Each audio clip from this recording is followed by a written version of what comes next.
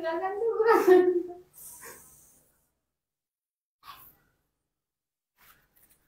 Biar munculin dulu. Itu nyalain apa nanti? Nanti nyalain. Udah masuk. Itu nyalain, belum nyala itu. Oh, udah muncul. Oh, nggak ada. Nah, keluar.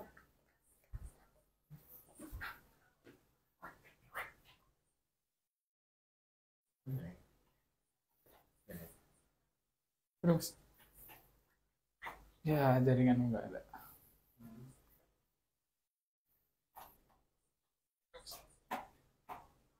Ya, jaringan enggak ada.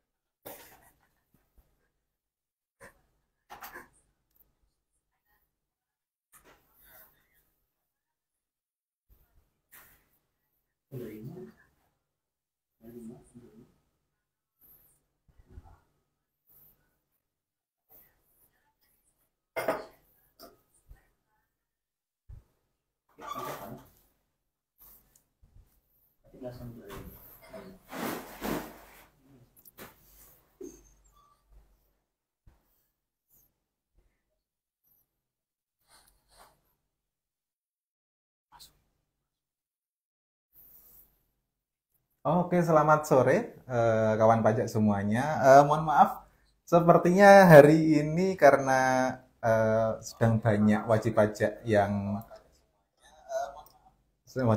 datang untuk permasalahan e-faktur 4.0 ya. Jadi kami terlambat dalam memulai IG Live ini. Jadi ini hari ini sesuai dengan pengumuman yang ada di Instagram akan ada IG Live mengenai mengintip Cortex. Nah, Cortex itu sebenarnya apa sih?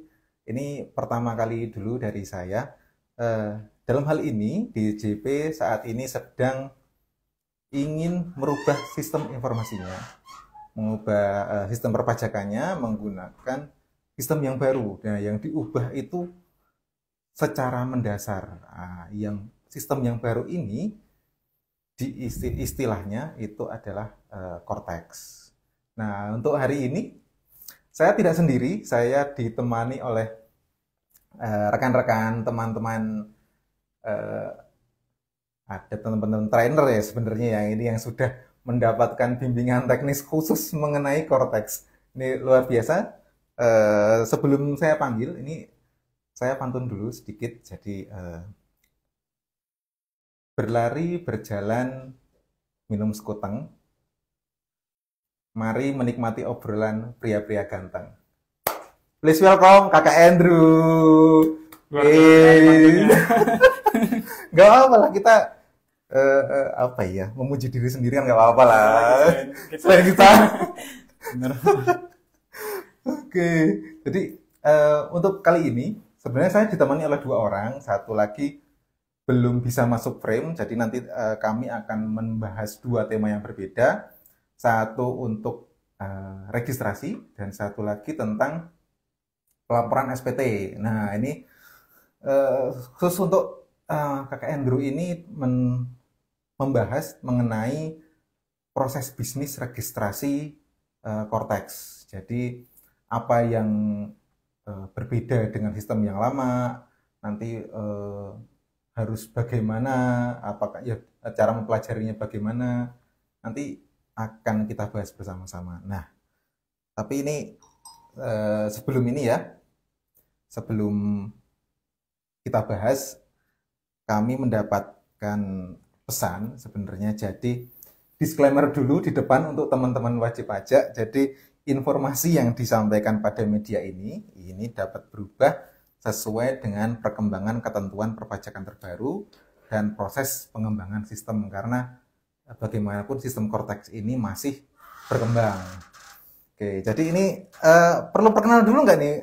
Perlu sih. Perlu, oke. Jadi silakan deh kenalan dulu nih. Jadi saya perkenalkan, saya Andrew, saya petugas pelayanan dari KPP Gambar 3. Tugas pelayanan? Iya. Wih, berarti pas nih, ini yang dibahas tentang registrasi ya.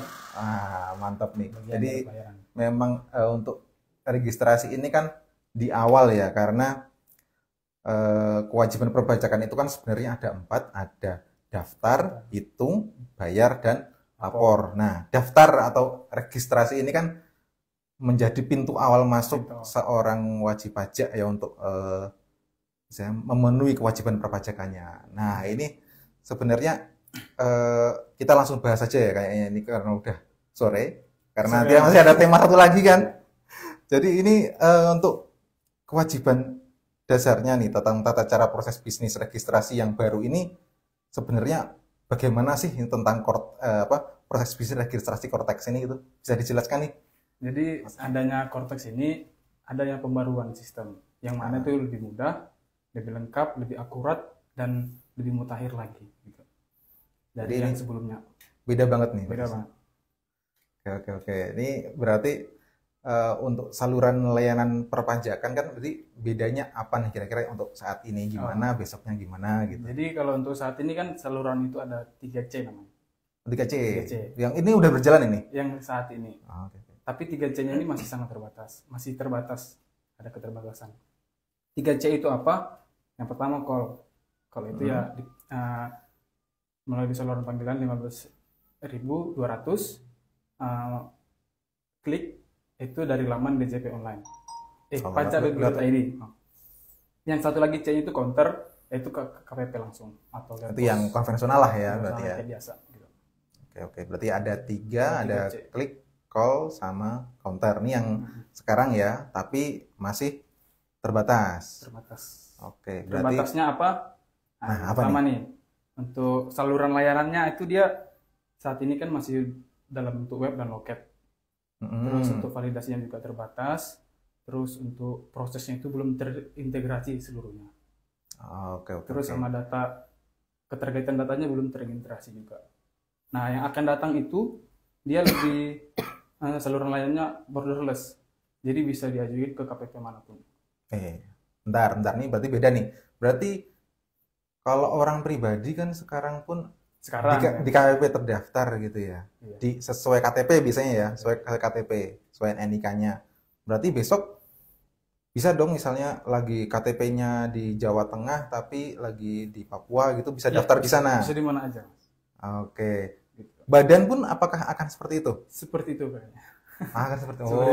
Oke. Untuk saat ini badan masih kalau badan kaku banget kan kalau sekarang.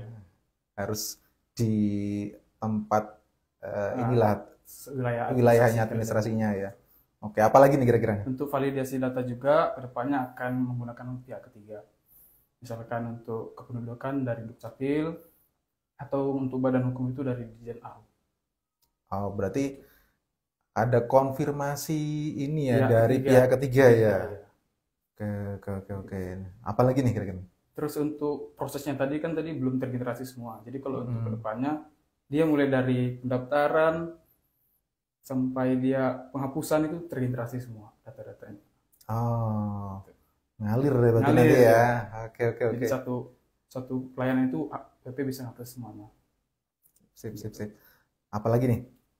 Itu aja sih. Itu aja. Oke. Ini berarti kira-kira kita bahasnya kan kalau untuk registrasi mungkin ada beberapa ya ini ya, beberapa proses gitu ya. Mungkin ada di pendaftarannya habis daftar lalu apa, lalu ngurusin apanya gitu. Kalau dulu kan kalau sudah daftar dapat NPWP ya sudah paling kalau mau aktivasi DJP online gitu kan. Nah, kalau yang sekarang gimana nih? Kalau yang sekarang dia jadi registrasi itu ada 6. Ada 6? Ada 6 alur gitu dia. Yang pertama pendaftaran, itu yang daftar NPWP-nya. Terus yang kedua itu mengaktifkan akun. Jadi dia daftar harus punya akun juga. Akun wajib pajak. Akun itu sama kayak seperti DJP online. Ya. Tapi besok mungkin namanya bukan DJP online ya. Oke. Terus yang ketiga itu pendaftaran tanda tangan elektronik. Atau CTE. Ya. Oh iya, kemarin sempat nyoba. Berarti kalau misalnya mau lapor SPT pun besok harus ada tanda tangan elektroniknya kayak gitu ya. Elektronik. Berarti ini DJP sangat concern sama security juga ini ya. Oke. Apalagi nih? Misalkan selanjutnya ada perubahan data atau status. Perubahan data itu misalkan ada berubahlah data-data alamat atau data utama. Untuk status misalkan kayak aktif 100 Mm-mm. gitu. Oh, Terus oke. selanjutnya itu ada pemindahan alamat. Nah, Mm-mm. itu pemindahan alamat itu kan alamatnya berubah tapi di luar wilayah kerja KPP sebelumnya gitu. Oh, itu Dia maksudnya nantinya terpindah. bisa di KPP mana aja atau Itu sebenarnya bisa kan di digital apa? oh Citex-nya, bukan dia di korteksnya ya. Kalau Iya. mau ke KPP bisa dua, ke KPP yang lama atau yang baru gitu. Oh, oke. Sip. Yang terakhir Yang terakhir penghapusan. penghapusannya. Ya, benar.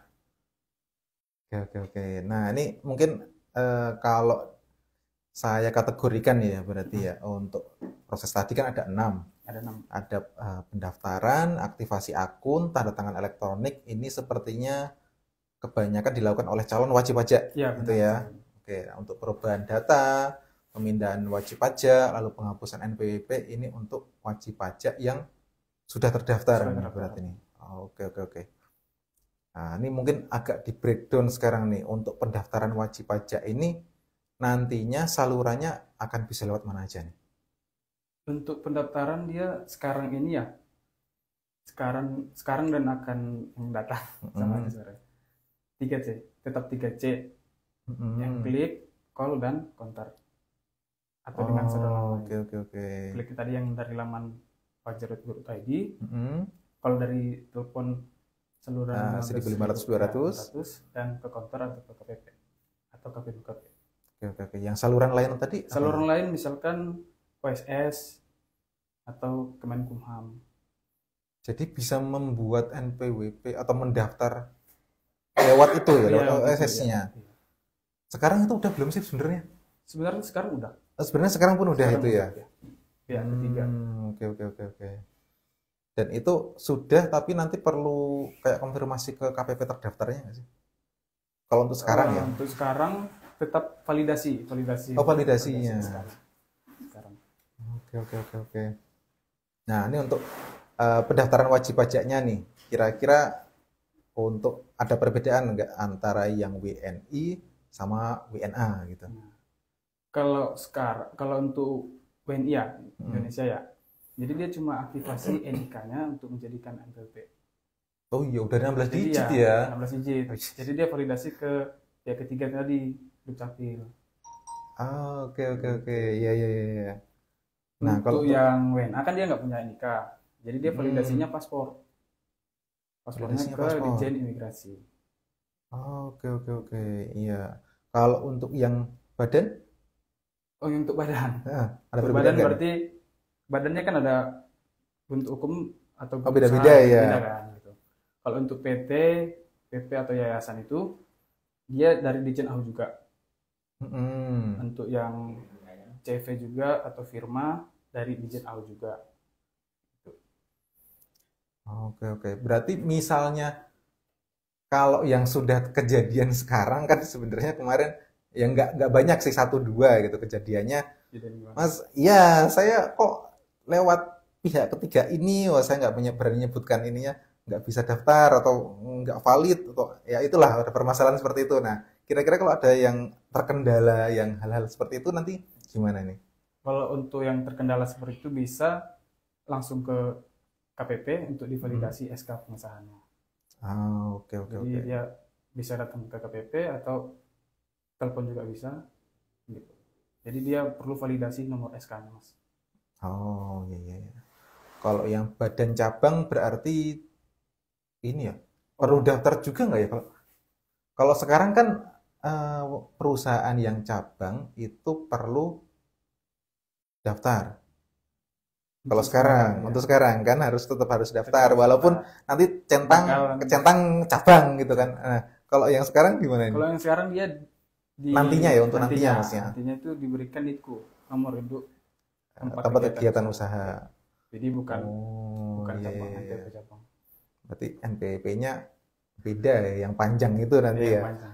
Oke. Nah, oke, ini sebenarnya ada yang tentang pendaftaran wajib pajak pemerintahan, cuma mungkin saya skip aja ya karena ini untuk validasinya sebenarnya cukup untuk validasi kode satker, jadi Ya. jarang terjadi dan jarang dilakukan. Oke, nah ini mungkin yang agak menggelitik saya tadi untuk masalah aktivasi akunnya. Nah, aktivasi akun itu nantinya kalau sekarang kan apa ya, ada Evin itu kan bisa untuk aktivasi akun DJP online, ada Evin. Ya, Nah, kalau nantinya itu nanti gimana jadinya? Kalau masih ada sekarang itu? itu hampir sama aja sebenarnya Mas, cuma kita lebih sinkron aja dia. Kalau yang sekarang kan dia kayak daftar akun pendaftaran nih, itu tetap butuh apa namanya, verifikasi OTP nomor. Itu sebelum Evin itu, itu sebelum Evin ya. Jadi masih daftar akun untuk daftar NPWP-nya. Nah, untuk yang saat ini dia langsung seperti itu dia. Jadi butuh verifikasi OTP nomor HP. Tapi untuk yang sekarang itu Untuk provider yang ya, yang sekarang yang provider sekarang. yang bisa untuk kirim OTP itu hanya 3. Oh iya, oke. Jadi kadang tuh banyak tuh wajib pajak, saya nggak bisa daftar nih Karena nggak dapat OTP. karena ya OTP-nya nggak bisa dikirim. Jadi untuk sekarang itu yang bisa itu Telkomsel, Excel dan Indosat. Terbatas ya berarti ini ya. Terbatas. Nantinya Nggak apakah tahu nantinya gimana. nantinya gimana belum tahu. Belum Oke. tahu. Sekarang masih 3 itu. Oke. Jadi selain verifikasi OTP tadi, ada verifikasi email juga ke email. Jadi calon wajib pajak itu juga harus punya email yang aktif. Oke, berarti nantinya ketika sudah Cortex tetap aja ya harus Iya. nick, misalnya ini untuk OP ya, nicknya harus valid, punya nomor telepon, Nomor sama email yang aktif. aktif. Oke. Gitu. Oke, lanjut lagi mungkin ada tambahan untuk aktivasi akun ini. Untuk aktivasi akun, untuk yang WP yang nggak ada NIK, WNA. Oh, untuk WNA, gimana nih? Nah, jadi itu nanti untuk penelitiannya lewat foto. Penelitiannya lewat foto. Iya. Jadi ini proses pendaftaran akunnya kan 1 hari kerja tuh. Jadi dalam 1 hari kerja itu akan diteliti petugas. Oh, kayak ya petugas imigrasi ngecek ini fotonya cocok atau enggak kayak gitu ya. Oke. Kalau yang punya nick berarti nggak ada pencocokan wajah juga atau ada nanti? Harusnya sih kalau udah validasi NIK udah valid. Udah valid ya? Iya, udah valid. Itu yang sekarang kan seperti juga, Mas. Jadi pas WP daftar NPWP nih, tapi udah tervalidasi, dia nggak butuh penelitian lagi. Otomatis. Iya. Oke. Oke, sip. Ini berarti tadi pendaftaran registrasi sudah, Terus aktivasi akun sudah. wajib pajak. Nah, tadi yang sertifikat elektronik atau tanda tangan elektronik, nah ini gimana nih? Ini kayaknya apakah nanti jadinya wajib pajak itu diwajibkan punya atau tidak sebenarnya untuk tanda tangan elektronik ini? Diwajibkan, Mas, kalau dia statusnya aktif. Jadi kan dia kalau mau pakai Cortex ini ya. Cortex dia harus punya tanda tangan elektronik. Jadi kan itu untuk tanda tangan dokumen perpajakan. Oke. Jadi penelitiannya mungkin mirip-mirip sama sekarang mirip ya? Mirip, masih mirip. Oke.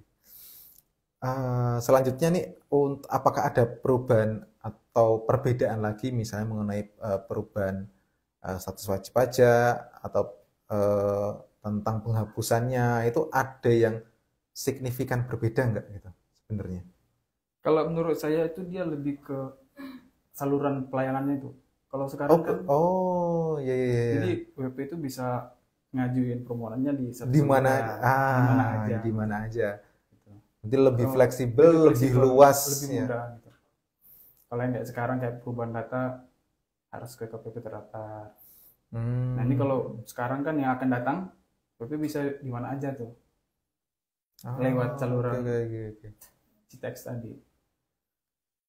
Lewat CTX tadi. Berarti lewat sistem ya, berarti ini ya. Di sistem, sistemnya pokoknya kalau punya bisa memanfaatkan Cortex dengan baik, berarti itu punya sertelnya tadi itu bisa memanfaatkan menu-menu di dalamnya lah gitu ya. Itu yang bisa membuat ini lebih fleksibel seperti itu ya.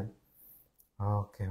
Ini Berarti kira-kira gambaran untuk proses bis registrasinya sih udah kebayang nih berarti nih tentang perbedaannya, walaupun mungkin saya elaborasi lagi. Intinya untuk proses bis registrasi ini nantinya akan lebih mudah, lebih fleksibel, secara sistem akan lebih bisa diandalkan karena tadi ya udah borderless, udah apa namanya, terintegrasi seperti itu kan, sampai ke istilahnya sampai penghapusan NPWP-nya gitu. Kalau dulu kan mungkin datanya itu data lokal sehingga ya kalau mau ngurus-ngurus ya di situ gitu, harus di situ, harus di KWP terdaftarnya karena datanya ya yang memegang atau yang menguasai ya di KWP tersebut itu ya. Oke, ini berarti gimana Mas Andrew, bisa atau ada tambahan lagi? Sudah cukup sih. Sudah cukup. Wah, Iya. oke. Ini untuk mengurangi ini ya waktu IG live-nya karena ya sudah sore juga dan Sudah juga ya. iya nih Udah jam pulang kerja. pas jam pulang kerja juga. Aduh. Nih terima kasih sekali untuk Mas Andrew. Ini kebetulan untuk tema yang kedua saya akan panggilkan bintang tamu yang ini sebenarnya mungkin untuk wajib-wajib pajak Gambir 3 udah kenal semua ini pasti nih, nggak perlu perkenalan ini. Sering muncul di Sering perumahan. muncul, sering muncul di IG Live, sering di Helpdesk, sering dihubungi wajib pajak, macam-macam lah pokoknya ini, sering banget nih. Di telepon Di telepon iya juga. bapak ini ya. Ini mungkin bisa diserahkan clip on-nya ke narasumber berikutnya. Oke. Ini saya perlu berdiri nih, saya nggak enak soalnya ini. Silakan, saya perlu perkenalan dulu nih. Silakan Mas Iswadi, Ya, luar biasa. selamat sore Mas Adi. Mas Iswadi silakan duduk. Iya. Ya. Mas Iswadi sudah duduk, sayanya pergi. Saya sendirian dong. Nggak jadi. Saya sendirian. Aduh, lupa saya masih jadi narasumber di sini. Sorry. Oke. Oke, bercanda deh ya, Siap, Mas siap, Iswadi siap. ya. Oke, jadi ini tadi sudah bahas macam-macam tentang registrasi sama Mas Andrew. Nah, ini saya beralih tema yaitu tentang pelaporan SPT. SPT. Nah, ini mungkin materinya agak banyak, jadi kita simpelkan aja nanti Mas. Ya. Siap. Ini kayaknya tadi sama Mas Andrew udah saya pikir akan sebentar, cuma kok lama. Iya, Oke. mohon bersabar sebentar ya. Lapor SPT kayaknya juga akan sedikit banyak Mas, lebih banyak yang dari registrasi. Bahannya juga Bahannya, banyak soal. ya. Wow, kalau bahannya banyak berarti kemungkinan berubahnya banyak dong. Nah itu. Kita belum tahu, kita nyampaikan apa yang sudah diinstruksikan oleh atasan kita untuk disampaikan kepada wajib pajak. Ya kita sampaikan dulu, terkadang nanti berubah, kita sampaikan lagi. Oke, berarti disclaimer-nya untuk tema yang kedua masih sama. Hmm. Informasi yang disampaikan pada media ini masih dapat berubah sesuai dengan perkembangan ketentuan peraturan perpajakan dan pengembangan sistemnya. Jadi ini kami menyampaikan yang bisa disampaikan dulu seperti itu ya. Betul. Oke. Jadi ini langsung aja nih, berarti ini perkenalannya saya skip atau gimana karena sudah terkenal sekali Mas Iswadi. Iya, mungkin masih ada yang ini ya, yang belum. Oh iya, silakan. Jadi ya perkenalkan, saya Iswadi, saya penyuluh di KPP Gambir 3. Ya mungkin kalau Bapak Ibu sekalian ini ya pernah ke kantor kami, ya mungkin pernah saya layani, atau mungkin pernah tadi telepon, atau pernah WhatsApp. Ya mungkin salah satunya pernah saya layani juga. Sekarang ini aja, lanjut aja ke ini Mas, gimana? Materi berikutnya. Oke. Nah, ini Nanti ini. karena kewajiban perpajakan ada 4 ya, daftar, hitung, bayar, lapor. Nah, ini dari daftar kita loncat ke lapor ya. Nah, itu loncat ke masalahnya. lapor karena nanti yang hitung sama bayar akan dibahas esok hari. Masih bersama saya dengan narasumber yang tidak kalah istimewa pokoknya. Keren. Jadi kita akan langsung lompat ke kewajiban yang keempat, yaitu kewajiban lapor SPT ya, atau surat pemberitahuan. Nah, Ini mungkin langsung aja nih, kira-kira yang mendasari ini atau nantinya di dalam sistem Cortex ini untuk pelaporan SPT, apakah ada yang berubah atau bagaimana seperti itu? Ya tentunya ini ya, karena ini sistem baru, tentunya ada perubahan daripada sistem lama.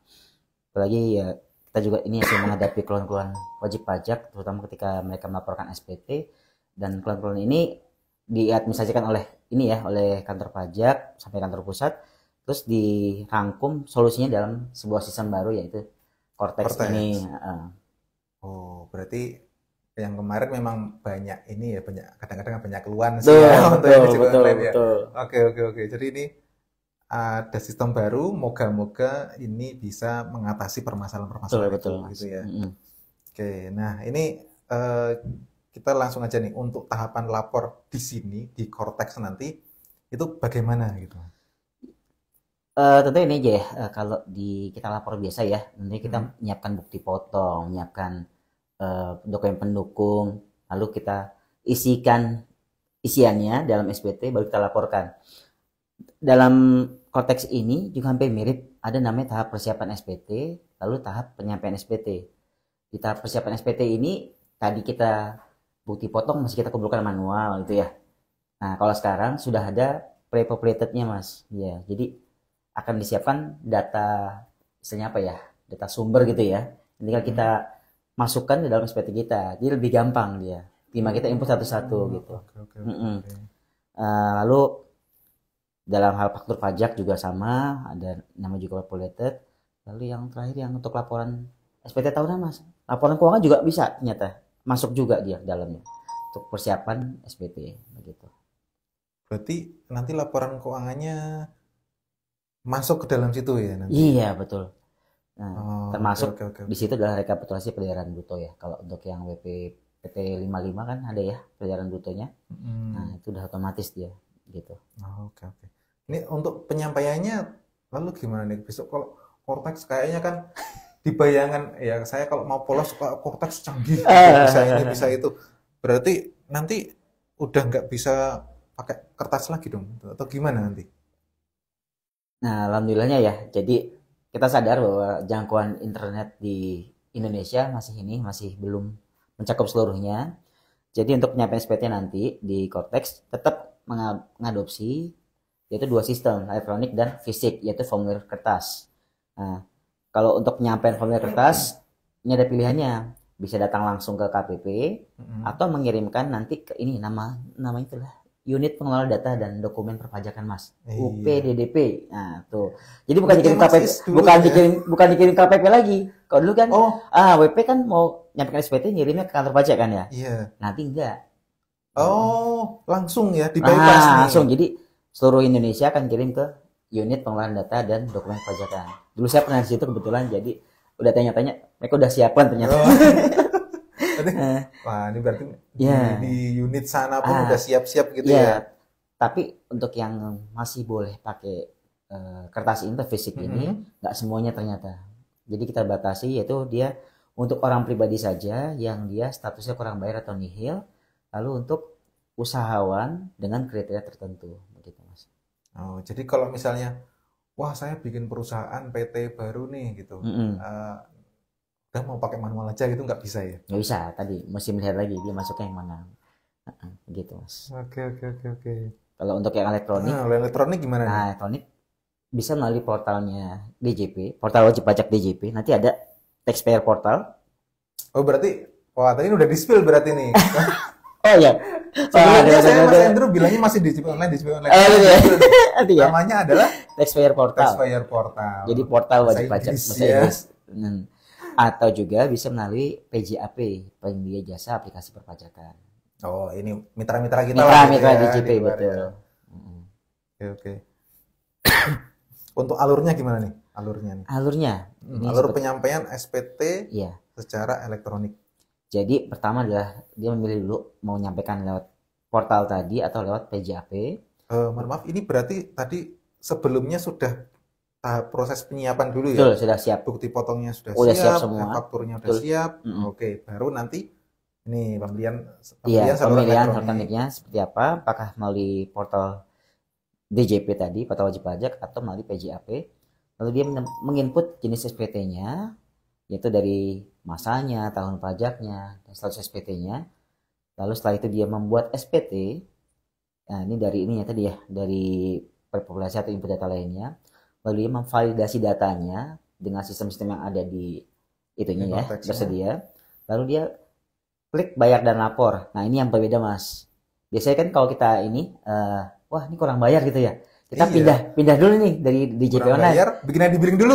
Bikin billing dulu. Ternyata kalau di sini klik bayar dan lapor itu sekaligus untuk membuat kode billing. Gitu. Jadi nggak usah pindah ini web lagi gitu. Mungkin agak mirip-mirip EBUPOT ya Mas ya. Betul. Betul mirip EBUPOT yang ketika ada kurang bayar nanti itu bisa mengenerate ID billing di situ. Gitu ya. Jadi kita memperkecil potensi kesalahan lah. Kalau kita input sendiri kan kata salah ya, takut salah kode jenis pajak, kode tahun pajak juga gitu. Okay. Setelah itu baru setelah dia lapor, dia akan menerima tanda terimanya. Begitu, Mas. Oke. Ini berarti wah ini udah lumayan sangat membantu nanti kalau ada menu-menu seperti itu. Jadi mengurangi kesalahan kode jenis storanya salah, kode ini itu harus PPK, repot. Iya. Betul. Oke. Jadi ini mungkin kita langsung ke ininya kali ya, perbandingannya nanti. Berarti kalau untuk sebelum ada Cortex ini kendala-kendala yang dialami wajib pajak saat pelaporan ini apa aja sih? Jadi kalau kita ini ya untuk yang wajib pajak yang sekarang ini merasakan ya kesulitan dialami dalam pelaporan SPT, yaitu banyaknya aplikasi penyampaian SPT, Mas. Untuk SPT tahunan kita ada DJP online. Untuk SPT PPN kita ada web faktur. Nah itu kan belum yang ini ya, yang perintilan ternyata banyak EBUPOT. Atau kalau mungkin dia mau kebetulan yang aplikasi lama tuh ya SPT. Begitu banyak aplikasi penyampaian SPT yang mesti diinstal oleh wajib pajak ketika dia pengen menyampaikan SPT jenis tertentu gitu ya. Lalu untuk ini PPN ada, kita kenal nomor seri faktur pajak ya. Nah itu kan masih manual ya. Masih manual. Kita menggunakan Enova efaktur.pajak.go.id untuk kita meminta dulu jatah faktur. Nah dengan aplikasi baru ini, Cortex ini, nanti kita tidak perlu seperti itu lagi, nggak perlu minta istilahnya. Nggak perlu minta. Berarti kalau kita mau membuat faktur pajak, nomornya sudah langsung tergenerate. Kita tergenerate, ya. Oke, berarti ini, saya langsung lompat nih. Untuk PPN berarti sudah tidak menggunakan aplikasi desktop lagi. Seharusnya begitu, seharusnya. Impian harapan kita mengurangi banyak aplikasi tadi disatukan di dalam Cortex ini. Begitu. Berarti ini satu tadi taxpayer portal ya, taxpayer portal. Itu isinya pokoknya sudah semuanya sudah gitu ya. Semuanya. Untuk SPT tahunan, untuk PPN. PPN itu berarti untuk membuat faktur pun di situ, untuk lapor SPT masanya di situ. Betul. Di EBUPOT pun untuk buat bukti potongnya di situ, untuk lapornya di situ kayak gitu ya. Betul, Mas. Iya. Jadi ya nggak tahu ya apakah akan jelimet apa, tapi ini tujuan kita untuk memudahkan, jadi nggak perlu banyak aplikasi sih intinya. Iya. Betul. Jadi iya ya, kadang-kadang kan kalau ketemu wajib pajak, Pak bisa tolong buka Enovanya, aduh passwordnya apa ya Mas ya? Nah itu. Tolong buka e-fakturnya, aduh saya lupa passwordnya, waduh.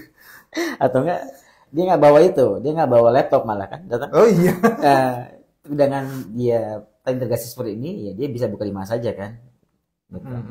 Oke. Ini berarti tadi ini yang istilahnya yang lama-lama, yang kurang inilah yang kurang lah gitu di sistem lama ya. Nah, di sistem yang baru nih, gitu, ada yang baru nggak ini yang kayaknya oke nih buat di-spill ke teman-teman kawan pajak? Tapi sebelum lanjut itu kita satu lagi Mas, yang tertinggal itu tadi yang saya bilang bukti potong dan bukti pungut itu salah satu kendalanya adalah tidak semuanya terintegrasi di laporan wajib pajak. Karena apa? Karena ya mungkin nih ya kendala di sistemnya, atau mungkin WP-nya cuman bayar saja tidak lapor gitu ya. Gitu. Iya. Jadi ini nggak seluruhnya terekam dalam laporan wajib pajak. Ini juga yang jadi kendala. Ya inilah kita ngalamin sendiri ya. Kita sampai menolak istilahnya apa proses pengembalian ketika dia bukti potong ternyata belum dilaporkan gitu Iya, kan. lewat Begitu. transaksinya, ya. Begitu. Nah, tadi ya nyambung yang tadi Mas Adi disampaikan, apa saja sih hal baru di dalam hal penyampaian SPT di Kortex saat ini? Yang pertama adalah ada perhitungan angsuran PPh pasal 25, Mas. Jadi di situ, jadi kita bisa, kalau sekarang kan ini ya, kita ngitung angsuran itu di SPT kan, ketika kita lapor SPT terakhir itu kan. Nah, ternyata nanti disediakan di aplikasi ini, di Kortex ini. Nah, ini dapat digunakan oleh semua wajib pajak, yaitu wajib pajak bursa, BUMN, BUMD, bank, dan wajib pajak lainnya. Gitu. Oh, berarti ini ya fasilitas khusus untuk wajib-wajib pajak tersebut gitu ya? Betul. Oke. Apalagi nih Mas? Lalu terkait dengan SPT masa PPN, nah yaitu PPN, PPNDM, pemungut PPN non PKP maupun yang baru nih yang PMSE Mas.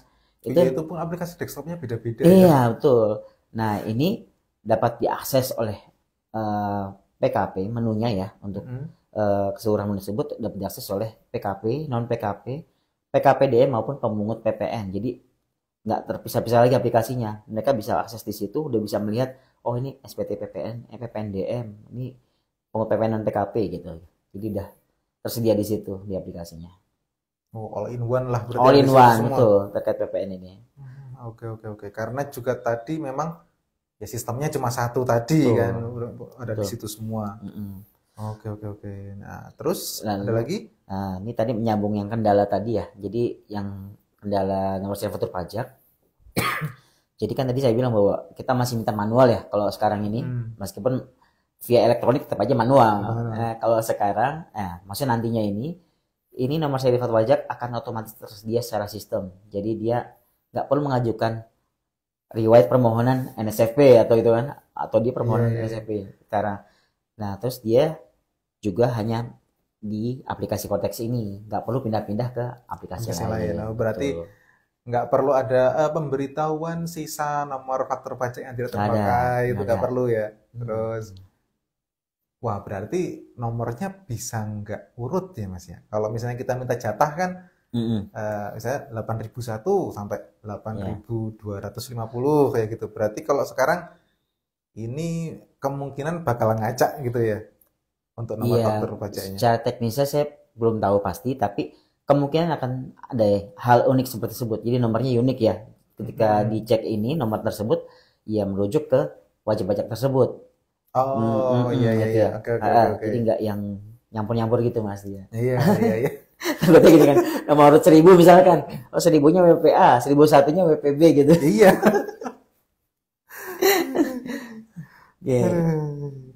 Nah, ini untuk PPN kayaknya udah. Kalau untuk yang PPh 21 gimana nih? Kalau PPh 2126 dia akan menggunakan tarif efektif. Kalau sekarang yang kita ini TER ya. TER kan? Iya. Tarif efektif rata-rata. Nah, ini salah satunya persiapan menuju Kortex ini. Makanya ini kemarin ya di launching dulu lah aturannya gitu ya untuk TER supaya teman-teman wajib pajak terbiasa dulu. Kaget. Betul. Ya walaupun kaget ya. Pas THR lagi ya, pas THR-an tuh lebih banyak kaget ya. Ini sebagai inilah ancang-ancang supaya nanti waktu Kortex ini udah launching ya nggak bisa bisa lebih adaptasinya lebih gampang seperti itu ya. Oke. Apalagi nih? Lalu untuk terkait ini ya SPT masa yang 21 itu, jika ada WP pemusatan Mas, kan dia punya cabang ya. Nah, nanti cabang ini dapat menerbitkan bukti potong. SPT 21 cabangnya menerbitkan bukti potong. Nah, tapi ada perbedaannya. Dulu kan cabang itu mesti lapor ya. Iya. Nah, kalau sekarang itu bukti potong tersebut dilaporkan dalam SPT yang dibayarkan oleh wajib pajak pusatnya. Jadi semua terpusat, Mas. Terpusat berarti ngikutin pemusatan PPN kayak gitu-gitu ya, Mas ya? Mirip-mirip. Jadi cabang cuma bisa menerbitkan bukti potong, tapi yang bayar dan yang melaporkannya adalah wajib pajak pusatnya. Begitu. Oke, ini berarti mirip-mirip seperti kalau WP cabang ini sebagai perekam PPh 21 sih Nah, sekarang gitu. ya. Benar Oke, gitu. oke. Tapi yang lapor tetap istilahnya apa ya, akun utamanya lah kayak gitu ya. Utamanya. Dan oke. Boleh spill nggak yang itu ya? Yang Apa nih? Needku. Atau ntar aja deh. Ntar aja deh. Jangan deh. Jangan deh. Iya dah. Siap. Nah, untuk apa lagi? Ada lagi? Nah, terus ini terkait dengan ini ya, PP pasal 21 ini. Kan biasanya jika ada perubahan aturan itu DJP menerbitkan patch ya. Ingat nggak? Iya. Ah. Ya kayak PPN kemarin Ah, ya. kan? Tiba-tiba ada patch padahal aplikasinya baru kan. Terkait PTKP misalkan, PTKP kemarin, PTKP yang tarif Oh iya ya iya. kan? Itu ada patch-nya. Nah, untuk Cortex ini karena kita web base, jadi ya wajib pajak tidak perlu melakukan update aplikasi. Oh, memudahkannya Memudahkan. itu ya. Termasuk nanti faktur patol kan? Nggak ada lagi. Waktu patol nggak ada lagi. Itu Mas. Berarti misalnya tarif PPN pun berubah, Iya. karena kemungkinan berubah kan Berubah. ya. Nggak perlu update aplikasi kan. Harusnya nanti. Pokoknya nanti Cortex-nya Cortex-nya akan langsung menyesuaikan. Iya, iya. Betul. Nggak perlu ribet-ribet, jadi nggak perlu datang ke kantor untuk ngantri, Pak ini saya mau update e-faktura gitu kan. Betul. Oke, tadi PPN sudah, 21 sudah. Nah, kalau yang unifikasi nih gimana nih? Kalau untuk unifikasi dia tadi yang saya bilang ya, jadi dia memiliki fasilitas yang dimiliki oleh pihak yang dipotong. Dia telah terintegrasi dengan ibu pot. Jadi ketika WP membuat ibu pot, ini otomatis akan muncul di pihak yang dipotongnya Mas ya. Jadi Kayak gimana PM ya. Betul. Nggak Kalau perlu. PM kan langsung nyaut Iya, ke begitu. itunya. Begitu. Model-model PM. Jadi kayak repopulated ya, begitu ya. Iya. Langsung ini berarti harusnya tidak perlu tarik data seperti yang e-faktur desktop yang harus klik get data itu ya. Nggak perlu harusnya ya. Oh, begitu telah membuka terintegrasi, karena bahasanya telah terintegrasi berarti kan langsung kan, ya otomatis harusnya oke, gitu ya. oke. Wah, ini berarti ini sebenarnya untuk keamanan bisa juga ya. Jadi misalnya kan ada kadang-kadang, oh ini saya sebenarnya sudah dibayar dia belum sih gitu kan. Betul. Padahal yang ngurusi misalnya manajernya gitu. Nah, saya sebenarnya udah dibayar klien saya yang ini belum sih. Nah, lihat aja itu. Kalau sudah ada bukti potongnya harusnya udah dibayar kan. Harusnya. Gitu. Oke. Ini asik nih, berarti soal security ini asik banget nih Aman. Besok ketika membahas tax account management besok sore akan di-spill bagaimana security Cortex ini sangat membantu pemilik atau pemilik perusahaan ya. Jadi kalau untuk ini malah saya spill sekarang, nggak apa lah biar penasaran besok. Jadi kalau untuk sekarang kan mohon maaf orang kepercayaan itu dikasih akun, dikasih passwordnya, dikasih username dan dikasih password. Nih tolong diurus gitu. Nah, kalau besok jangan pakai cara yang seperti itu. DJP memberikan cara yang sangat secure. Jadi caranya bagaimana itu dengan memberikan akses khusus bagi orang tersebut supaya bisa melihat atau memproses istilahnya kegiatan perpajakan lewat akunnya dia, tapi nanti masuk ke akun kita. Nah, untuk lengkapnya bagaimana besok. Mungkin kalau sekarang kayak ribet ini bahasanya gimana sih? Karena ini harus pelan-pelan, harus pelan-pelan. Oke, nah ini tadi unifikasi sudah. Nah, untuk SPT masa tahunan badan gimana? Nah, kalau untuk tahunan badan ini kemarin udah sempat nyoba ini Mas, saya. Sempat ya? Sempat. Jadi itu ya. Unik dan kalau nggak biasa ya gimana ya? Mungkin modelnya bilangnya unik lah. Iya, modelnya kalau kayak ini ya, kayak kita orang pribadi ya. Kalau kita ngisi SPT kita bisa jawabin pertanyaan kan ya? Jawab pertanyaan dulu. Iya. Apakah penghasilan lebih dari sekian? Apakah bisa harta atau enggak? Nah, ini juga sama untuk PP tahunan badan ini. Dia ngisi SPT-nya dimulai dari induk dengan menjawab pertanyaan-pertanyaan yang ada. Nah, lalu setelah itu baru mereka beranjak ke lampiran. Jadi bukan dari lampiran dulu ke induk, Biasanya gitu ya. Biasanya yang kalau sekarang emang dari belakang. Iya kan? Harus dari belakang. Ya kan? Nah, kalau sekarang enggak. Jadi rencananya untuk tahunan badan ini itu dimulai dari SPT induk dulu. Dia jadi jawab beberapa pertanyaan yang udah di set sedemikian rupa. Jadi lalu dilanjutkan ke lampirannya begitu. Nah, oke. Ini kemarin yang ini udah nyoba nih. Udah nyoba kan? Jadi ketika misalnya ada pertanyaan sesuatu terus ini ya gitu. Muncul nanti lampirannya di atas klik harus diisi gitu. Iya. Nah, kalau ini dijawab tidak, lampirannya nggak ada. Nggak ada ya, Ketika nanti ada pertanyaan yang lain di bawahnya misalnya ini ya gitu, muncul lagi tuh. Kalau misalnya kita ya, lampirannya banyak, makin banyak. banyak. Gitu. Wah, ini unik juga ini. Saya bilangnya betul. unik ya gitu. Unik. Mungkin ya perlu pembiasaan juga lah Betul. gitu. Nanti kita belajar bersama. Nah, lalu Ada lagi? tambahannya untuk yang tahunan badan ini Mhm. yaitu bukti potong atau bukti pungut yang sudah dipotong oleh pemotong atau pemungut ini sudah terekam secara sistem pada SPT tahunan badannya seperti yang tadi ya mirip-mirip ya. Jadi dia udah populate data tapi dia otomatis terekam secara sistem, nggak ngisi manual lagi kayak tadi mesti tarik dulu gitu iya, kan. iya, Nah, iya. jadi bisa dicek secara security-nya gitu Mas tadi bilang ya. Gitu. Jadi meminimalisir kehilangan bukti potong atau lupa memasukkan Betul, bukti potong betul. seperti itu ya. Oke. Ada lagi nih? Saya sebenarnya Lalu, tadi kayaknya satu ke ini Ada. terskip ya, yaitu laporan laba ruginya. ya, ini kayaknya tadi sebenarnya di depan udah di spill ya. Iya. Iya. Cuma ini kita rincikan lagi. Lah. Ya.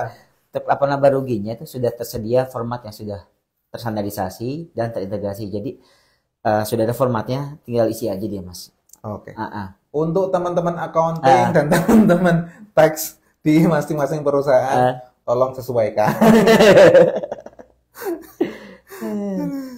Jadi nanti ini kalau ini kemarin sebenarnya saya sempat nyoba, cuma karena jatah saya itu ternyata adalah SPT dolar. Oh, dolar. Ya, jadi teman-teman saya dapat SPT yang rupiah-rupiah. Ketika saya, waduh kok saya SPT-nya dolar gitu kan. Ketika klik lampiran, wah nggak ngerti ini. Bahasa Inggris. Jadi ya nanti mungkin yang perlu digarisbawahi adalah ini itu seperti harus memang benar-benar mengisi laporan-laporan keuangan Betul. di lampirannya sesuai dengan format yang disediakan oleh Cortex. Iya. Nah, dari situ nanti data-datanya ya akan otomatis masuk ke induknya, masuk lagi. ke SPT-nya seperti itu. Jadi memang ini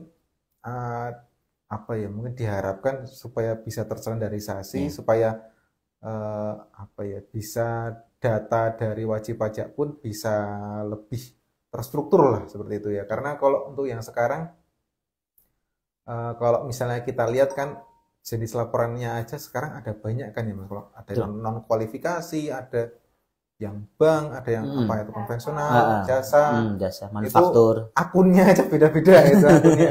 Aduh. Jadi kalau sudah ada yang fix seperti ini, fix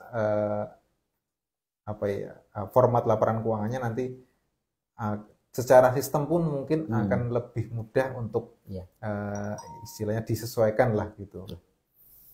Oke. Ini ada lagi nggak nih? Untuk badan sudah, untuk tinggal badan orang sudah. pribadi. Wah ini yang menyangkut hajat hidup orang banyak nih. Nah, itu. Jadi hal barunya adalah nanti itu cuma ada satu formulir SPT tahunan, Mas. Oh, nggak ada SS, nggak ada S, nggak ada polos. Polos nggak ada. Jadi cuma satu SPT PPh orang pribadi. Satu formulir aja. Wah, jadi ya nanti kita lihat lah. Yang ini saya belum nyoba, yang ini jujur saya belum nyoba ini. Dia sama seperti badan, dia mengisi dari induk, lalu dilanjutkan pada lampiran. Jadi mungkin ada pertanyaan dulu ya. Kayak tadi berarti mirip ya. Pertanyaan, tadi. nanti baru muncul lampirannya gitu ya. Betul. Lalu mengenai bukti potongnya, tadi seperti badan, dia juga udah tersedia secara sistem. Kalau memang benar ada, sudah dipotong atau sudah dipungut gitu ya. Jadi kita nggak perlu ngisi manual. Lalu yang praktis lagi ini apa? Untuk menu wajib pajak UMKM itu disediakan menu pencatatan, Mas. Jadi ada menu pencatatan. pencatatan sebenarnya sekarang udah ada juga kan Mas? Udah Yang pilihannya. PP 55 kan udah ada. Iya, itu. di kan centang ya di atasnya Iya. ya. Tapi kita tahu nih, nggak tahu nih. Saya juga belum cek nih yang ini. Sepertinya akan menarik untuk yang ini.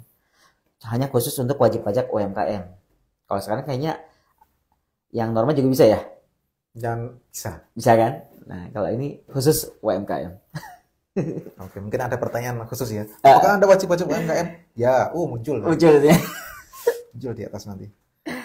Oke, kita berdoa moga-moga sistemnya juga reliable lah gitu ya. Lalu yang Oke, ada lagi? yang pamungkas adalah ini yang ramai kemarin di berita ya, yaitu untuk WPOP yang telah memenuhi syarat tertentu dia tidak perlu menyampaikan SPT tahunan. Kemarin cuma dipangkas ya sama beritanya bahwa wajib pajak tidak perlu lapor SPT tahunan lagi. Beritanya seperti itu. Tapi di dalamnya ada paragraf tertentu ya, ketiga atau keempat itu yang memenuhi syarat tertentu. Ya kita tahu ya kalau sekarang kan ya yang non efektif ya yang tidak perlu menyampaikan SPT tahunan. Ya, nanti kita tunggu aturan turunannya. Syarat penting seperti apa gitu. Apakah sama seperti non efektif atau bagaimana gitu. Oke. Sip. Ada lagi yang tambahan atau cukup? Mungkin ya sampai saat ini ya cukup ya, tapi mengingat saja kepada ini ya pada wajib pajak semuanya bahwa lapor ini termasuk dari tadi ya keempat kewajiban daftar, hitung, bayar, lapor. Meskipun ini paling terakhir, tapi ini yang paling misalnya ya kalau udah mendaftarkan, sudah menghitung, sudah membayar tapi nggak dilapor, ya otomatis sanksi akan menunggu gitu ya. Kalau dia nggak lapor, kalau dia telat lapor, telat aja kena sanksi. Apalagi kalau dia nggak lapor gitu. Ya semoga kepatuhan wajib pajak akan semakin meningkat dengan sudah dimudahkannya oleh pemerintah gitu ya. Amin. Gitu. Sip. Nih ada lagi untuk Mas Wadi? Saya ada pesan-pesan penutup sebenarnya. Pesan sponsor ada. Siap. Cuma mungkin dari Mas Wadi kalau ada saya lagi. Sudah kayaknya. Sudah. Oke. Jadi Kalau ini banyak. Too much information will kill you. Pantunya sudah habis, jadi saya ini pesan sponsor ini sebenarnya saya menyambung pesan saya yang tadi karena nantinya ini akan dilakukan sosialisasi, walaupun sosialisasinya kepada wajib pajak tertentu, wajib pajak khusus yang terpilih. Jadi mungkin tidak semua wajib pajak mendapatkan sosialisasi ini. Dan sosialisasi Kortex yang pertama nanti ini adalah introduction atau pengenalan bagi wajib pajak. Oh, nantinya Kortex itu akan seperti ini gitu. Dan itu semoga juga tidak jadi kaget juga untuk wajib pajak, dan sangat mengharapkan karena sistem ini sangat secure dan ini supaya wajib pajak itu mengetahui sebenarnya security di sistem ini itu nantinya bagaimana ya. Misalnya nanti ada teman-teman atau kawan pajak yang mendapat undangan, mohon untuk kalau bisa itu yang misalnya orang yang menguasai perusahaan tersebut, misalnya ini badan ya, karena kemungkinan yang diundang pertama kali adalah badan yang banyak menggunakan sistem-sistem DJP, yang banyak menggunakan layanan-layanan elektronik DJP. Kalau bisa yang datang itu kayak Mas ya, direksinya atau itu penanggung jawabnya, stakeholdernya kalau bisa. Misalnya pun nanti itu udah diwakilkan aja gitu. Nah itu mohon untuk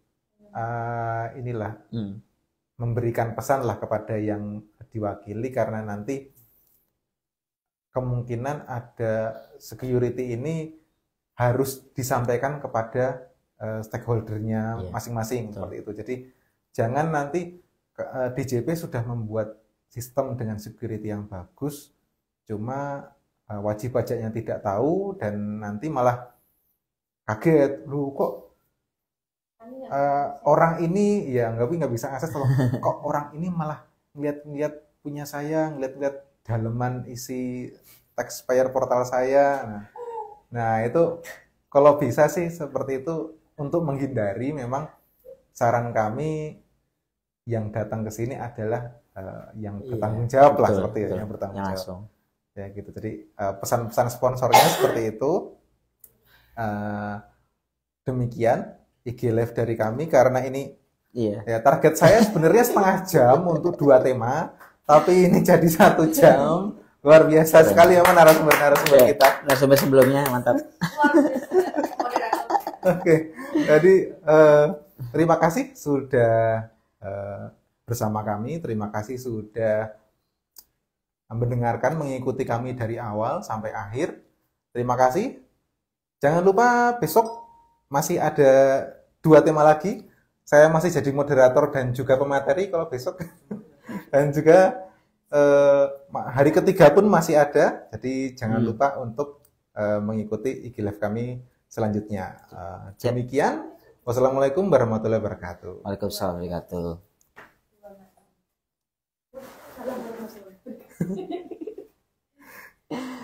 Besok dulu lagi mas. Keluar dari sama siapa? Iya.